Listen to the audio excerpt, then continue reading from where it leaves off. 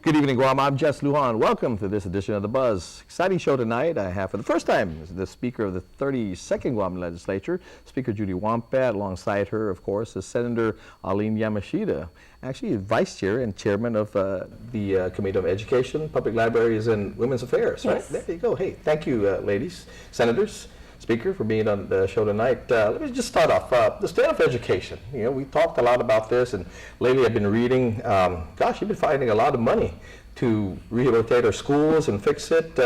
Now, are these finding the monies, are these like true monies now? Because looks like we just got slapped today by John McCain again. So where are these monies coming from, and how are we going to do it? When are we going to do it? Well, yes, to build schools, of course, you really are going to need to have real monies to be able to pay the debt obligation.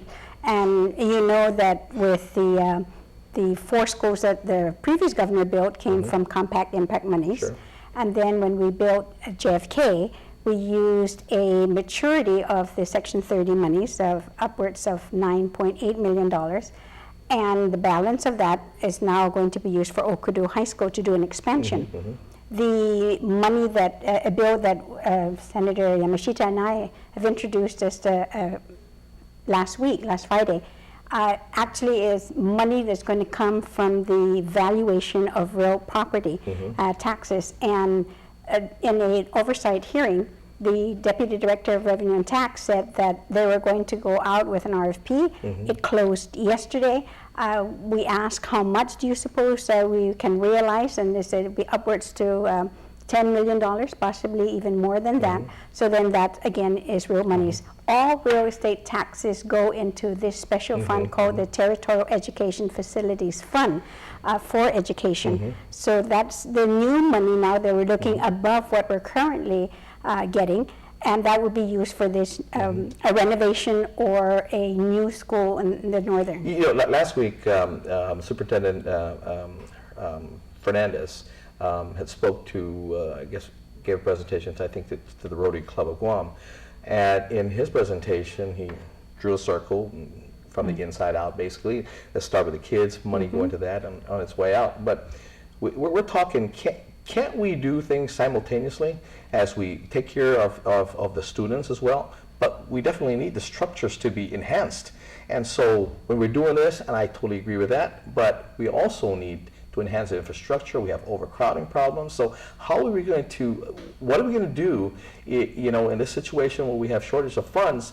You're identifying funds for, of course, for the physical structure of schools and building, renovating and all that.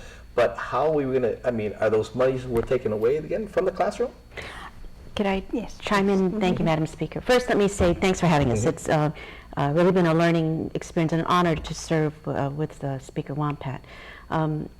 We have last term introduced and got passed a measure that requires GDOE to develop a master plan.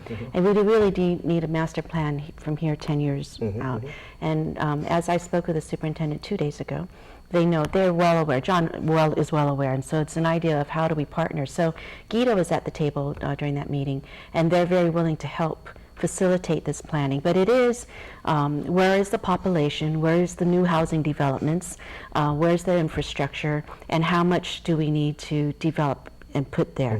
So he knows we're waiting for this plan. So as the Speaker continues to find resources to support the infrastructure, from buildings to teacher development to busing to all of that is needed, then it will come together. But what you're saying is correct. We cannot wait. So as she comes across these opportunities, she's flagging it and she's saying this is what we're going to do. But in the meanwhile, we're also saying to Mr. Fernandez, you've got to move this planning. Because, you know, we hear often, and, you know, of course, we have to always constantly set things aside for vandalism and things of that nature that we don't foresee, and we have to take out now, and which would go actually to the classroom, or, you know, again, the enhancement of that particular school. But now we're taking it again to take the graffiti off the wall, put new windows up because of burglaries and vandalism. So again, you know, simultaneously, I mean, I'm just wondering the identification of funds, whether or not, again, you know, we identify we need to get these books. We haven't gotten rid of the book problems. And so these are things that are all very important. I mean, and one is not above the other. We need the facilities, we need to solve the overcrowding situation, we need the books, we need more teachers, we need, again, to find money for the tomorrow studies, that all that. So how are we going to do this? Well, and can we do it? Yes, I honestly believe that we can. Yeah, we can. Now, several things that we have to understand with mandates, of course, that we have. We have the 14 points. 60% of those 14 points addresses the facility. The other 4 points there, 40 points would be certified teachers, guidance counselors, librarians, and administrators. The rest has to do with the facility.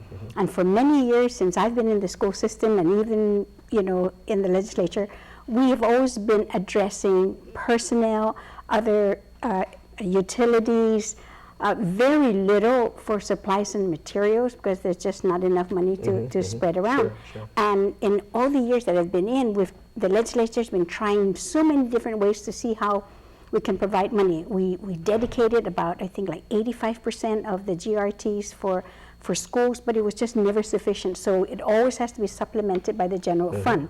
So because we haven't done it in a long time, address infrastructure to build new schools, and we were very fortunate, yes, to get our monies to at least spread out the monies throughout the schools to do some major repairs.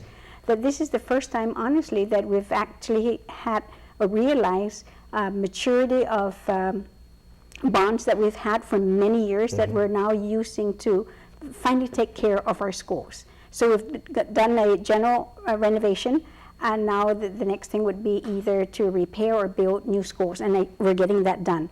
The budget for the Department of Education now for personnel and utilities and and other mandates actually comes from the general fund. So what we've been doing lately is that we always fund education first, then whatever else that we then have left, then we start to consider all the different departments and agencies. So education is still given it a top priority. It may not be to the tune that they would like it to be, but they're definitely getting a lot more than any other department There's and still agency. priority in this scale. We'll be right back.